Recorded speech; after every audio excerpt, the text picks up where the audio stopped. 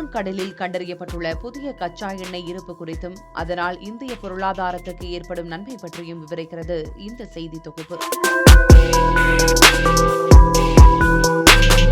இந்தியாவின் மொத்த இறக்குமதியில் கச்சா எண்ணெய், இயற்கை எரிவாயு மற்றும் பிற பெட்ரோலிய பொருட்களே சுமார் 30 விழுக்காடு முதல் 35 விழுக்காடு வரை பங்கு வகிக்கின்றன.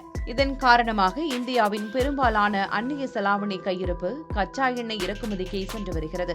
இந்தியாவின் நாணய மதிப்பு தொடர்ந்து வீழ்ச்சியை சந்திக்கவும், இந்தியாவில் உள்நாட்டு சந்தையில் பொருட்களின் விலை உயரவும் இதுவே முக்கிய காரணமாக இருந்து வருகிறது. இந்நிலையில் இந்தியாவுக்கு சொந்தமான அந்தமான் கடல் பகுதிகளில் ஏராளமான அளவு கச்சா எண்ணெய் இருப்பு இருப்பதை இந்தியாவின் பொதுத்துறை நிறுவனமான ONGC நிறுவனம் கண்டுபிடித்துள்ளது.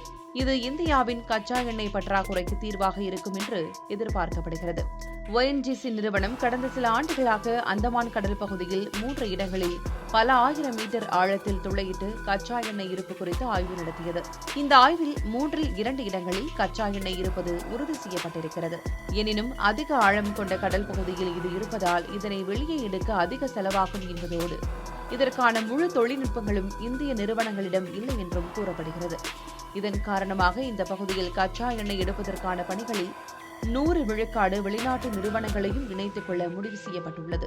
இந்த கச்சா எண்ணெய் எடுக்கப்பட்டால் அதனால் இந்தியாவின் இறக்குமதி 30 விழுக்காடு வரை குறைவதோடு உள்நாட்டு சந்தையில் பொருட்களின் விலையும் கடுமையாக குறையும். அதோடு இந்திய நாணயத்தின் மதிப்பும் அதிகரிக்கும் என்பது குறிப்பிடத்தக்கது.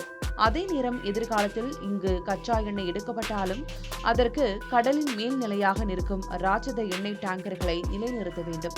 2 கிலோமீட்டர் வரை ஆழம் கொண்ட கடலின் கீழ் பல ஆயிரம் மீட்டர்கள் துளையிட்டு கச்சா எண்ணெயை எடுக்க வேண்டும். அது மட்டுமின்றி கடலில் இருந்து எடுத்த எண்ணெயை கொண்டு வர பல ஆயிரம் நீளத்துக்கு பைப்புகளையும் அமைக்க வேண்டும்.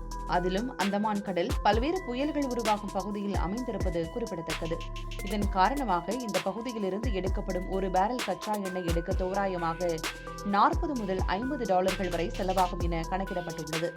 எனினும் தற்போது சந்தை விலையில் ஒரு பேரல் கச்சா எண்ணெய் விலை $100 வரை விற்பனையாகும் நிலையில் இது லாபகரமாக அமையும் என்றே எதிர்பார்க்கப்படுகிறது. அதே நேரம் கடந்த 2014ஆம் ஆண்டு முதல் ரஷ்யா யுக்ரைன் போர் காலம் வரை ஒரு பேரல் கச்சா எண்ணெய் விலை $50களுக்கு உள்ளேயே இருந்ததுடன் சில நேரங்களில் $20 வரை சரிந்தது.